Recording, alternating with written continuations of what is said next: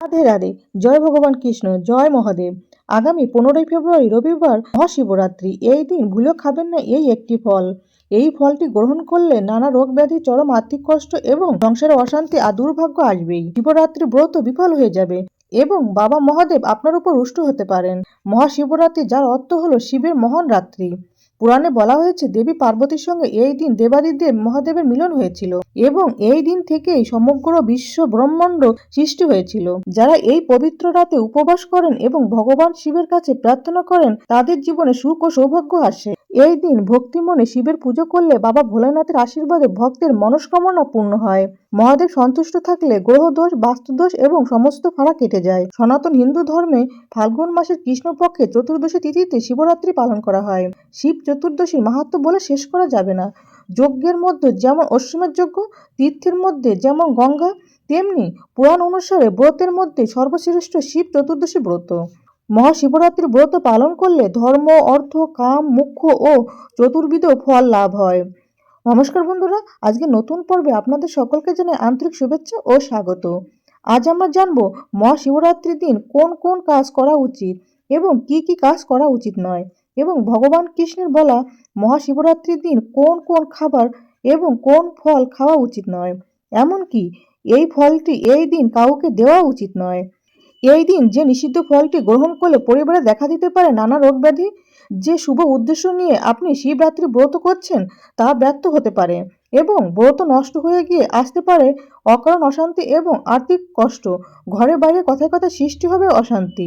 অন্যদিকে শিবরাত্রির দিন ভগবান কৃষ্ণ এবং মহাদেবের কথা অনুসারে সহজ কয়েকটি নিয়ম মেনে চললেই আপনি আর আপনার পরিবার সুস্থ ও সুরক্ষিত থাকবেন। সংসারে আসবে সুখ ও সমৃদ্ধি। বন্ধুরা, মহাশিবরাত্রি পুজোর শ্রেষ্ঠ সময় হলো নিশীথকাল। চতুর্দশী তিথিতে 4 প্রহরে 4 বার পূজা করা হয়।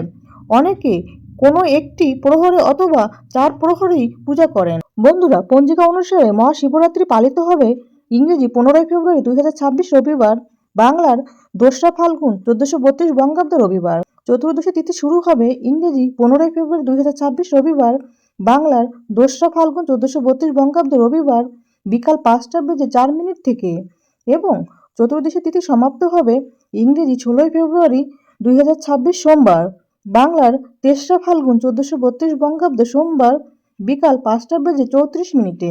15ই ফেব্রুয়ারি 2026 রবিবার, বাংলার 2রা ফাল্গুন 1432 বঙ্গাব্দ রবিবার শিবরাত্রি ব্রত ও উপবাস পালিত হবে এবং পালনের সময়টা হবে, অর্থাৎ উপবাস ভাঙার সময় হবে ইংরেজি 16ই ফেব্রুয়ারি 2026 সোমবার, বাংলার 3রা ফাল্গুন 1432 বঙ্গাব্দ সোমবার সকাল 6টা বেজে 33 মিনিট থেকে বিকাল 3টে বেজে 10 মিনিট পর্যন্ত।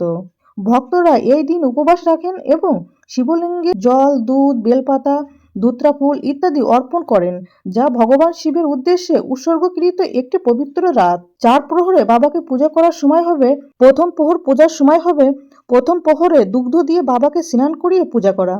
ইংরেজি 15ই ফেব্রুয়ারি 2026 রবিবার, বাংলা 2রা ফাল্গুন 1432 বঙ্গাব্দ রবিবার বিকাল 5টা বেজে 30 মিনিট থেকে রাত 8টা বেজে 41 মিনিটের মধ্যে পূজা ও ব্রত। দ্বিতীয় প্রহরে পূজার সময় হবে দ্বিতীয় প্রহরে বাবাকে দধি দিয়ে স্নান করিয়ে পূজা করা।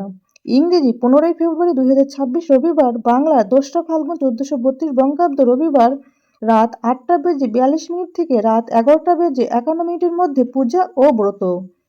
তৃতীয় প্রহরে পূজা করার সময় হবে তৃতীয় প্রহরে বাবাকে ঘৃত দিয়ে স্নান করিয়ে পূজা করা।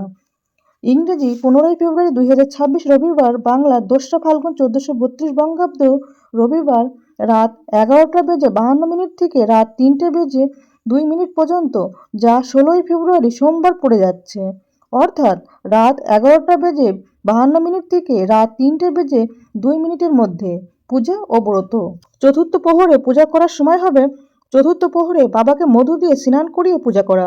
ইংরেজি 16ই ফেব্রুয়ারি 2026 সোমবার, বাংলার 3রা ফাল্গুন 1432 বঙ্গাব্দ সোমবার রাত 3টে বেজে 3 মিনিট থেকে সকাল 6টা বেজে 12 মিনিট পর্যন্ত পূজা ও ব্রত, অর্থাৎ তৃতীয় প্রহর পূজা শেষ হবার পরেই চতুর্থ প্রহর পূজা শুরু হবে। শাস্ত্র মতে মহাশিবরাত্রি তিথিতে সন্ধ্যাবেলা স্নানের পর শিবের পূজা করা উচিত। শিবরাত্রির ব্রত পালন করার আগের দিন সংযমে থাকবেন এবং নিরামিষ আতপ চালের সিদ্ধ ভাত খাবেন। এছাড়া আপনারা চাইলে ময়দার তৈরি লুচি বা পরোটা খেতে পারেন, তবে রান্নায় সাধারণ লবণের পরিবর্তে সন্দক লবণ এবং সরিষার তেলের পরিবর্তে ঘি ব্যবহার করবেন। শিবরাত্রি ব্রতের দিন উপোস থেকে নিষ্ঠা সহকারে কিছু নিয়ম মানলেই ভক্তের মনস্কামনা পূর্ণ করেন বাবা মহাদেব। শিবপুরাণ অনুসারে মহাশিবরাত্রির পুজোয় যে উপকরণগুলি লাগে তার মধ্যে বাবা মহাদেবের সবচেয়ে প্রিয় জিনিসগুলি হলো ভাং, গঙ্গাজল, গরুর দুধ, ধুত্রা ফুল, ধুত্রা ফল, আকন্দ ফুল, বেলপাতা, দই, ঘি, মধু, আখের রস এবং চন্দন। এছাড়া পুজোর সময় লেবু, কলা, আপেল এবং বিশেষ করে শ্রীফল বা বেল ফল নিবেদন করলে বাবার আশীর্বাদে মনের ইচ্ছা পূরণ হয় এবং দীর্ঘ আয়ু লাভ করা যায়। অর্থকষ্ট দূর হয়, সংসারে আসে সুখ ও সমৃদ্ধি।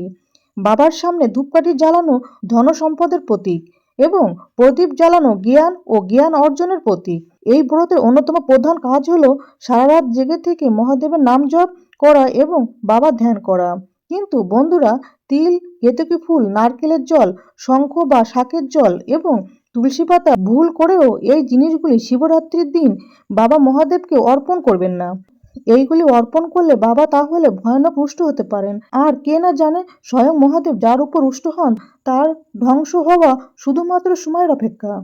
শিবপুরাণ অনুসারে কেতকী ও চম্পা ফুলকে ভগবান বিষ্ণু অভিশাপ দিয়েছিলেন। বিশেষ করে সাদা হলেও মহাদেবের পুজোয় কেতকী ফুল দেওয়া উচিত নয়। ভুল করেও এই দিন ভগবান শিবকে কেতকী ও চম্পা ফুল নিবেদন করবেন না। আপনি যদি শিবরাত্রির দিন বাবা মহাদেবকে খুশি করতে চান তবে এই দিন কালো রঙের পোশাক পরবেন না। এই দিন কালো রঙের পোশাক পরা অশুভ বলে মনে করা হয়। আপনি সাদা বা লাল সাদা মেশানো রঙের পোশাক পরতে পারেন। এই রঙগুলি বাবা মহাদেবের বিশেষ প্রিয়। শিবরাত্রির উপোস সাধারণত সকালবেলা থেকে শুরু হয় এবং পরের দিন সকাল পর্যন্ত চলে। খিদে পেলে এই দিন ফল, দুধ, বাদাম, দুগ্ধ জাতীয় খাবার, সিঙ্গারার আটা দিয়ে তৈরি খাবার খেতে পারেন। যদিও ব্রত করলে সূর্যাস্তের পর কোনো কিছু খাওয়া উচিত নয়।